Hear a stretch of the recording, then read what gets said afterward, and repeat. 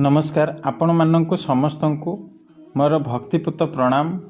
मालिका विषय रे आमे आज किछि वर्णना करिबा जानिबा किछि मालिका रहस्य विषय रे।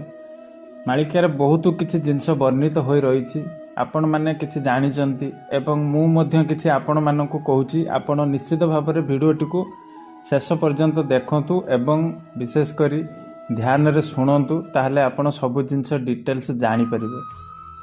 मालिका वर्णित कथा समस्त कथा सत्य हेउछि एथिरे तिळे मात्र संदेह नाही। कारण मालिका काहे केउ कालरू लेखा जाइछि एवं भगवानंकर कृपारू जगन्नाथंक कृपारू समस्त जिंस एमिति ठीक ठीक घटी चलीछि जहाँकि मनीष विश्वास करिया पई बाध्य हेउछि। तेबे चलंतु आमे टॉपिक ऊपर को जिबा। मालिकारे उल्लेख अछि असती नारी माने ओ बिटप पुरुष माने म्लेच्छ रूप धारण करथांती। चतुर्दिगरे म्लेच्छ व्यापी जाइथांती, अधर्म मध्य बढ़ी जाइथाए। तेणु भगवान को कल्की अवतार नेबाकू पड़िथाए।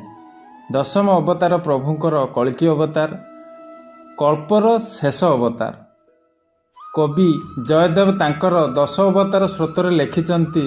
म्लेच्छ निबह निधने करबाळ करयसी धूमकेतु मिब किमपि कराळं केशव धृत कल्की शरीर जय जगदीश हरे।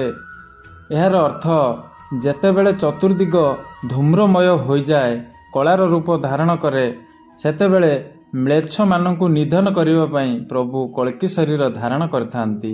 2012 मसीहा वैशाख मास शुक्ल पक्ष तृतीया तिथि रोहिणी वृषरे प्रभु धरित्री पक्षरे अवतार नैछंती।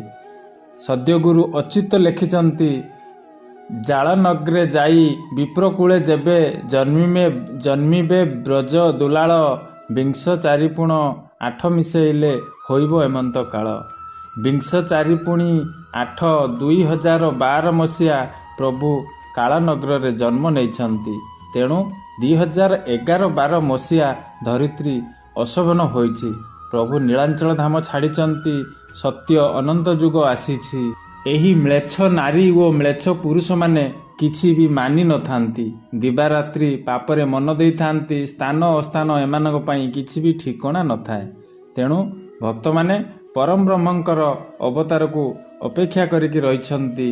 मरिबे म्लेच्छ दुराचार मौन ब्रह्म अवतार। भक्त माने मौन ब्रह्म अवतार रे मौन होई रही थांती। सबु देखी सुनी चुप हो जाइथांती।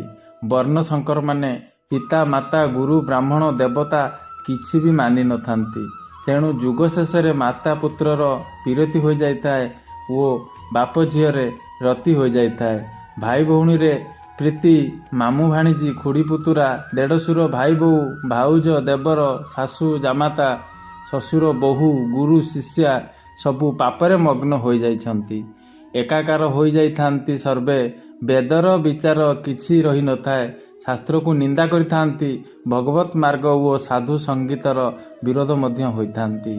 तेणु कलिजुगर शेष रे विराट भयंकर रूप धारण करिवो। विभत्स लीलामान घटिवो। अधर्म प्रबल बढ़ी जाइछि। तेणु अधर्मर नाश हवा एक प्रकार सुनिश्चित। धर्मर केबे हानि घटी न थाए। पुत्र जदि पिता रक्तर होइथाए, कन्या जदि पिता रक्तर होइथाए, पिता जदि धार्मिक मार्ग अवलंबन करिथांती, संतान माने मध्य पितांकर मार्ग अनुसरण करिथांती।